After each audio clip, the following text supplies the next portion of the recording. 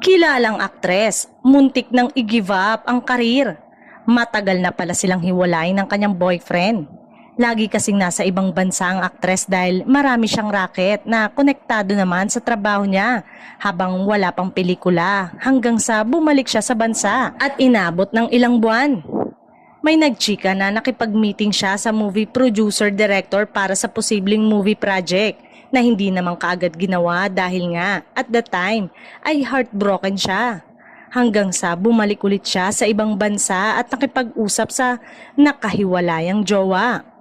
Pero wala ring nangyari dahil hindi pa handa ang guy na i-level up ang kanilang relasyon bukod sa hindi pa ito stable sa buhay. Inabot din ng halos ng 1 taon bago inamin ng aktres na hiwalay na sila ng boyfriend niya at hindi na nagbigay ng dahilan kung bakit at kung kailan.